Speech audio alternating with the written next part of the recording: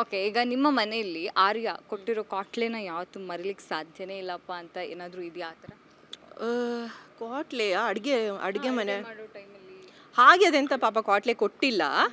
But ನನಗೆ ಇದೊಂದು ನೆನಪಿದೆ. 2 ವರ್ಷ ಇರಬೇಕಾದ್ರೆ ಅವಳು ಫಸ್ಟ್ ಆ್ಯಕ್ಚುಲಿ ಒಂದು 8 ಮಂತ್ಸ್ ಇರ್ಬೇಕಾರೆ ನಾವು ಒಂದೇನೋ ಆ್ಯಲೋಪಿನೋ ಪಾಪರ್ಸ್ ಅಂತ ಬರುತ್ತೆ, ಅದು ಸ್ವಲ್ಪ ಖಾರ ಇರುತ್ತೆ, ಅದನ್ನು ತಿಂತಾ ಇದ್ದೆ. ಇದು ಒಂದು 10 ತಿಂಗಳು ಮಗು ಬಂದು ನಂಗೆ ಬೇಕು ಅಂತ ಕೊಟ್ಟರೆ ಅದು ಫುಲ್ ಅದು ಸ್ವಲ್ಪ ಖಾರ ಇತ್ತು ಅಂತ ಇಡೀ ಹೆಡ್ ಟು ಬಾಟಮ್ ಫುಲ್ ಮುಖ ಎಲ್ಲ ಕೆಂಪಾಗೋಯ್ತು, ಅದು ಖಾರ ಅಭ್ಯಾಸ ಇರಲಿಲ್ಲಲ್ಲ. ಆಮೇಲೆ ನನ್ನ ದೊಡ್ಡಪ್ಪ ಡಾಕ್ಟ್ರಿಗೆ ಫೋನ್ ಮಾಡಿ ಒಂಚೂರು ತಿಂದು ಮುಖ ಎಲ್ಲ ಕೆಂಪಾಗೋ ಅಳ್ತಾ ಇದ್ದಾಳೆ. ಅದೇನಾಗೆಲ್ಲ ಬಿಡು ಅಂದರು. ಸೊ ಅದು ಆಗಿತ್ತು. ಮತ್ತೊಂದು ಸರಿ ಅವಳೊಂದು 1.5-2 ವರ್ಷ ಇರ್ಬೇಕಾರೆ ನಾನು ಅಡುಗೆ ಮಾಡ್ತಾಯಿದ್ದೆ, ಕಬೋರ್ಡ್ ಓಪನ್ ಮಾಡಿ ಇದು ಕಾಳುಮೆಣ್ಸಿನ ಪುಡಿ ತೆಗೆದು ಹಿಂಗೆ ಹಾರಿಸಿ ಅವಳು ಕಣ್ಣು ಮೈ ಮೇಲೆಲ್ಲ ಬಿದ್ದು ಅಕ್ಷಿ ಕಣ್ಣೀರು ಎಲ್ಲ ಆಗಿ ರಂಪ ಇಡೀ ಅವಳಿಗೆ ಬೈಯದ, ಅವಳ ಮೇಲೆ ಪಾಪ ಕನಿಕರ ತೋರ್ಸೋದ, ಕಿಚನ್ ಕ್ಲೀನ್ ಮಾಡೋದ, ಒಂದು ಗೊತ್ತಾಗಲಿಲ್ಲ. ದಟ್ ವಾಸ್ ದ ಕ್ರೇಜಿ ಅಷ್ಟೇ. ಅದು ಬಿಟ್ಟರೆ ಚಿಕ್ಕ ಪುಟ್ಟದು ಇವತ್ತಿಗೂ ಎಲ್ಲ ಮಾಡ್ತಾಳೆ. ಎಲ್ಲ ಮಾಡ್ಬೇಕಾರಲ್ಲ ಆಚೆ ಈಚೆ ಚೆಲ್ಲೋದು, ನಾನು ಮಾಡ್ತೀನಿ ಅಂತ ಹೇಳಿ ಎಲ್ಲ ಮಿಕ್ಸ್ ಎಲ್ಲ ಮಾಡೋಕ್ಕೆ ಬಂದಿಲ್ಲ, ಉಪದ್ರ ಕೊಡ್ತಾಳೆ. ಹಾಗೆ ಸಣ್ಣ ಪುಟ್ಟ ಕ್ವಾಟ್ಲೆ ಕೊಡ್ತಾಳೆ.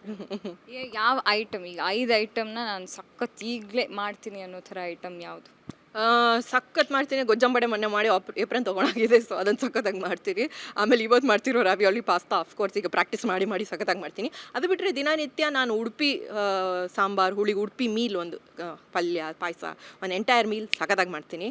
ನನ್ನ ಮನೆಗೆ ಬಂದವರೆಲ್ಲ ಅಂದ್ಕೊಂಡು ಹೋಗ್ತಾರೆ. ಆಮೇಲೆ ಪಾಲಕ್ ಪನ್ನೀರು, ನಾರ್ತ್ ಇಂಡಿಯನ್ ಡಿಶಸಲ್ಲಿ ಪಾಲಕ್ ಪನ್ನೀರ್ ವಿತ್ ಕಾನ್ಮೇತಿ ಪುಲಾವ್ ಸಖತ್ತಾಗಿ ಮಾಡ್ತೀನಿ. ಆ್ಯಕ್ಚುಲಿ ನಾನು ಎಲ್ಲ ಸಖತ್ತಾಗಿ ಮಾಡ್ತೀನಿ.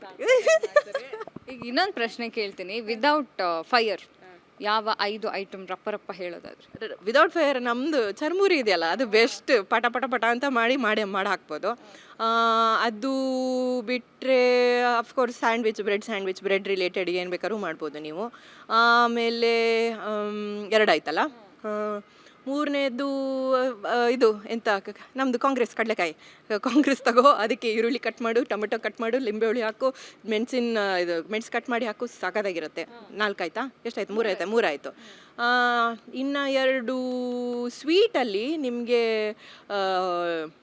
ತೆಂಗಿನಕಾಯಿ, ನಮ್ಮದು ಅವಲಕ್ಕಿ, ಕೆಂಪು ಅವಲಕ್ಕಿ ಉಡುಪಿದ್ದು ಸ್ಪೆಷಲ್ಲು. ನಿಮಗೆ ಇದೇ ಬೇಡ, ಅವಲಕ್ಕಿ ತಗೋ, ತೆಂಗಿನಕಾಯಿ ತುರಿದು ಹಾಕು, ಅದಕ್ಕೆ ಸಾರು ಪುಡಿ ಹಾಕು, ಆಮೇಲೆ ಬೆಲ್ಲ ಹಾಕು, ಆಮೇಲೆ ಒಂಚೂರು ಉಪ್ಪು ಹಾಕು, ಮಿಕ್ಸ್ ಮಾಡು, ಅದಕ್ಕೆ ತೆಳು ಫ್ಲ್ಯಾಟ್ ಅವಲಕ್ಕಿ ಹಾಕಿ ಮಿಕ್ಸ್ ಮಾಡು.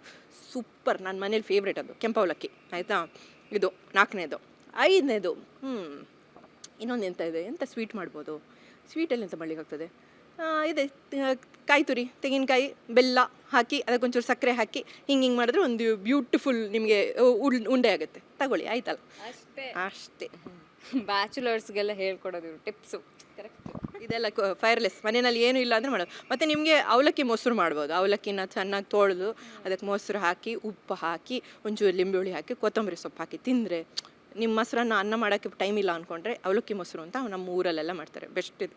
It's A healthy and nutritious recipe.